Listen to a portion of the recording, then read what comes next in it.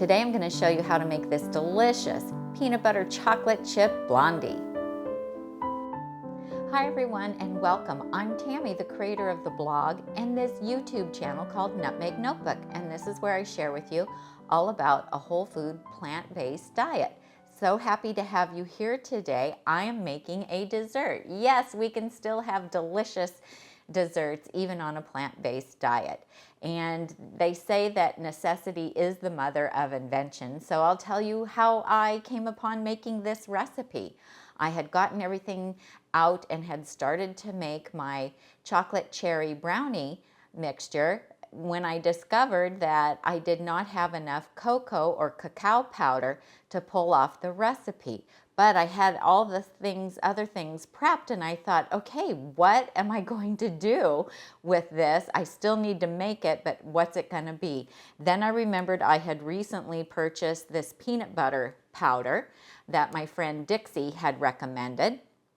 And so I thought, hey, what if I just use an equal amount of that?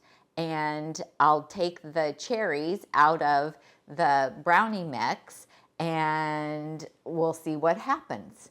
And you know what? They turned out amazing, absolutely amazing. So I'm calling them a peanut butter chocolate chip blondie because they're not brownies, but they are blonde. This is all made in a food processor. I have out my Vitamix today. Why do I have a Vitamix out? Because it has a food processor attachment available now. I've had mine for several months and I use it all the time and I absolutely love it. So these are plant-based brownies. There's no oil, there's no refined sugar, and they're very low sodium. The baking powder and baking soda have a little bit of sodium, but you can get sodium-free baking powder on Amazon, and I'll provide a link for that. In fact, I can provide links for all of these things. If you look in the description of the video, you'll find those. So what we're going to start with here is 1 cup of oven roasted Japanese sweet potato. And I like the Japanese because it's very, very sweet, and I will take them whole and I will roast them at 400 degrees for about an hour and 15 minutes depending on the size. That allows all of the sugars, the natural sugars in the sweet potato, to come to the surface and kind of caramelize, and they get really sweet. If you don't have Japanese sweet potatoes, you can use Hana yams. They're not quite as sweet, but they're very similar, and those work really well. And some places they are called white sweet potatoes or Jersey yams. Just kind of depends on where you live. And you can purchase these on Amazon as well. You can use the regular orange sweet potatoes if you wish. They are more moist and less sweet, so you might have to alter some of the dry ingredients if you do that. Okay, so that went in. And by the way, you don't need to write the recipe down. I always do a companion blog post with an easy printable recipe that will be on the blog post. Down in the description is where we'll provide a link. Then I have 1 cup of garbanzo beans, and these are no salt added garbanzo beans, rinsed and drained. And if you make your own, you can certainly use those as well. And when you are when you drain these from the can, save that juice, that aquafaba, because we are using 2 tablespoons of that. That helps with moisture, and we're using that in place of any oil in this.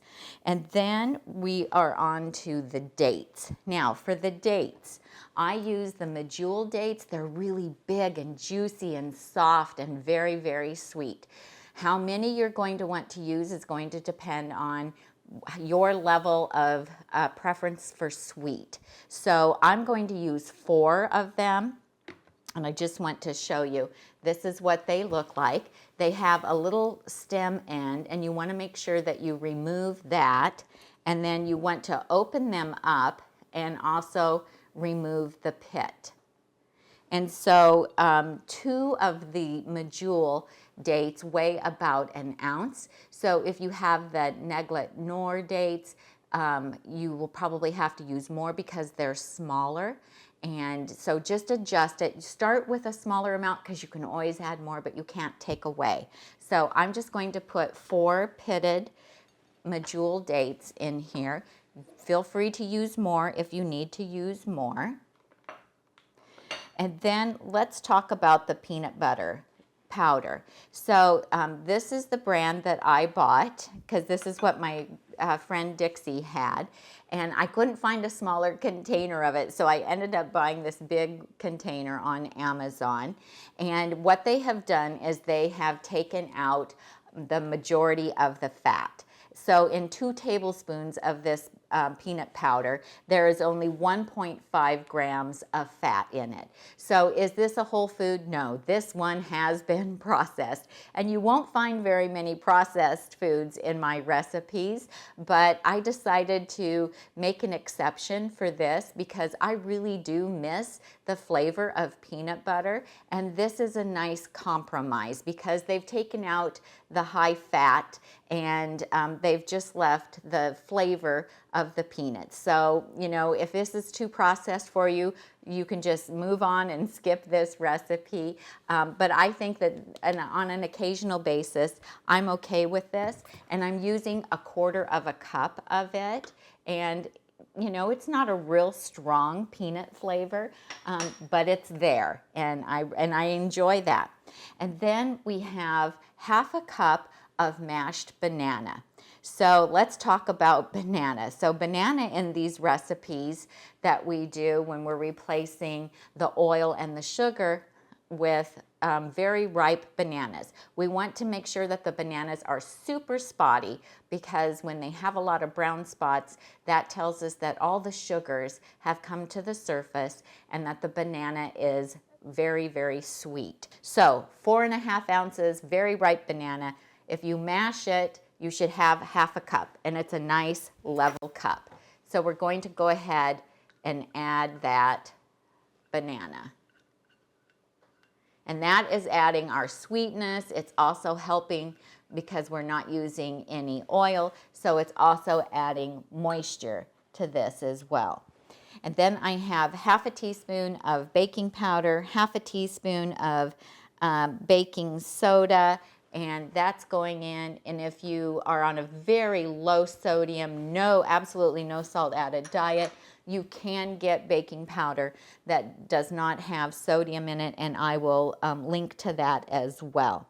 Then for sweetness, also a little bit of vanilla powder. If you don't have the powder, feel free to use the vanilla extract, and I'm going to use 1/2 teaspoon, and vanilla adds a really nice sweet note to desserts. And again, this is from Amazon, and we'll link to that for you. And then I need a teaspoon of cinnamon. So this is just a 1/2 teaspoon. So I'm doing 2 of those to get my full teaspoon in. Then we need a 1/4 teaspoon of some freshly ground nutmeg. You can use the regular that just comes in the little container from the grocery store if you want, but if you do the fresh, it's so much better, so much more flavorful. You'll be amazed. So this is my favorite little grinder. This is just a little microplane, and it works great. So here's what a whole nutmeg looks like, just like that. And you just open this up, drop it in, and then you just grind. Here, let me move that out of the way. And you just grind. So there you go. I just have that. Oh my goodness. That is just amazing. Okay, we're going to set that aside. And lastly, I have 1 cup of rolled oats that are going to go in. And we're using those instead of flour, but they're going to get a little bit processed in the food processor. So now I'm just going to put my lid on, and I'm just going to double check, make sure I got everything. So we have the sweet potato, the garbanzo beans, the aquafaba, the dates, the banana, the peanut butter powder, cinnamon, nutmeg, vanilla, baking powder, baking soda, and the rolled oats. And we're going to save the chocolate chips to put on top.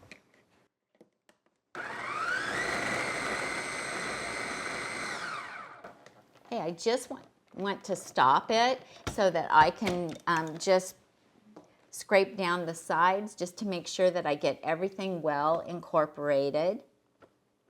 And this is a very powerful food processor because, as you know, the Vitamix has a high-powered motor on it.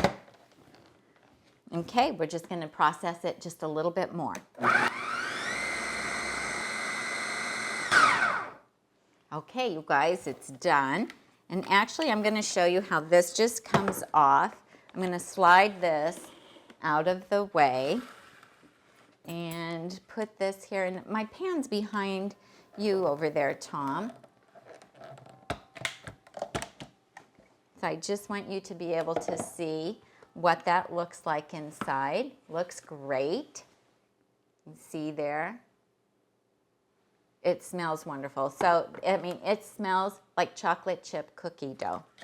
Okay, so how I like to make it is I like to use a silicone pan because when you're cooking no oil in a silicone pan, nothing sticks, which is great. Now, if you don't have a silicone pan, you can take a regular pan and you can cut parchment paper to fit it so that everything will come out and not stick, and that will work as well.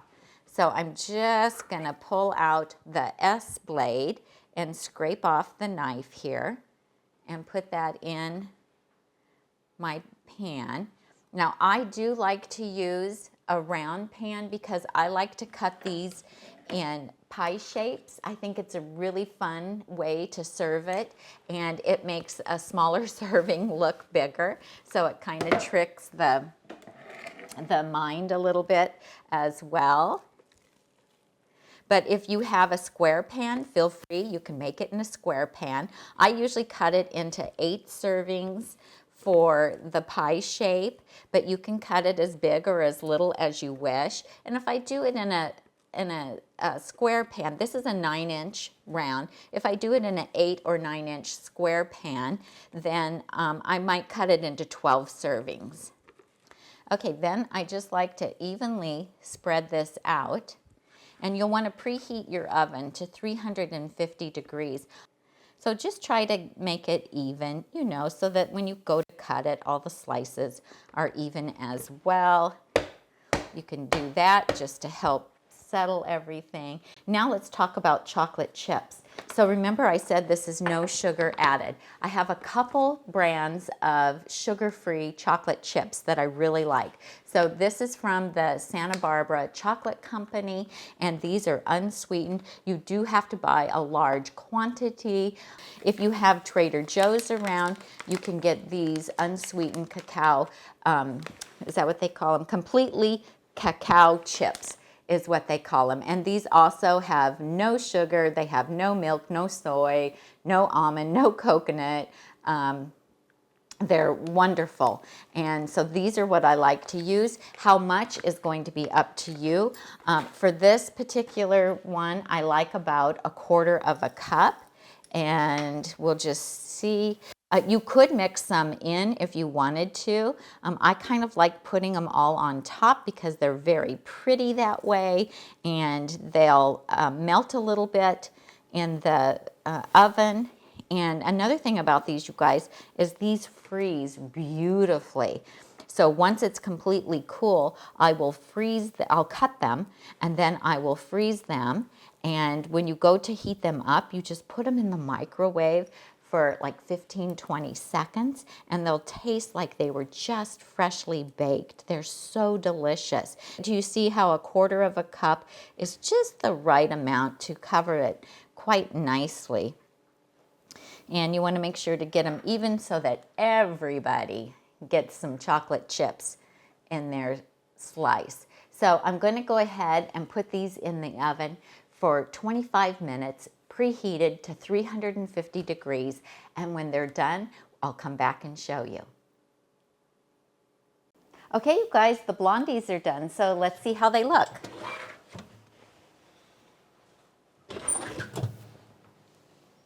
It smells so good. Here we go. Looking delicious. So the chocolate has gotten all nice and melty. They smell amazing. We do have to let them cool before we can cut them.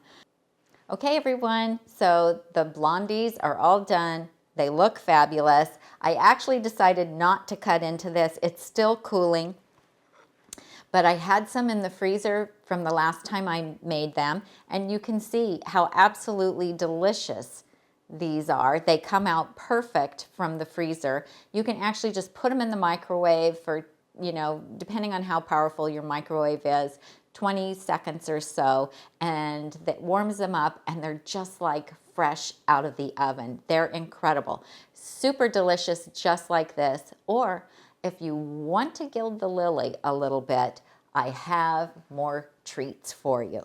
So I made some peanut butter banana nice cream in the Vitamix, and I have a video all on how to make that. And it's super easy. Just start freezing your bananas now because you're gonna wanna have this on hand. It's amazing. You can make extra and you can freeze it ahead in half-cup servings or ice cream scoops and have it ready for dessert whenever you want. Now, I like to take and put a little scoop on top of the blondie. How about that? Is that like so amazing, you guys? But we can gild the lily even a little bit more because I also have a new recipe for a chocolate sauce. Just 3 ingredients, and we can take and just drizzle. Look at how thick this is. It's amazing. And we can take and drizzle some of this over the top and make this super decadent. This is one to make for your family or your next birthday. Who isn't going to love this? Peanut butter and chocolate. Just a little more drizzle here just to get that going. Fantastic. Look at that. Let me get these messy things out of the way here. Does that look incredible? Now do you see why I like to cut it into the pie shape? Because it just makes for such a beautiful presentation. And it is divine. I need to take a picture of it. I'm dying to take a bite, but I really need to take a picture of this for the blog post. So there is a video for the peanut butter banana nice cream and a video for the chocolate sauce as well. And we will make blog posts and have printable recipes for them. And I know that you guys are gonna love this recipe as much as I do, because who can pass up peanut butter and chocolate together? I hope you enjoyed this video. If you liked it, please give me a thumbs up and click on that bell icon so you get notifications. Go over to the blog at nutmegnotebook.com and sign up to be on our email list there. You'll have printable recipes over there. All of the products that I used, I'll provide links to in the description below the video, as well as links to the blog. Thank you so much for joining me today. I'm Tammy, and I help you get healthy and stay healthy, one delicious bite at a time. Thanks so much. Bye for now.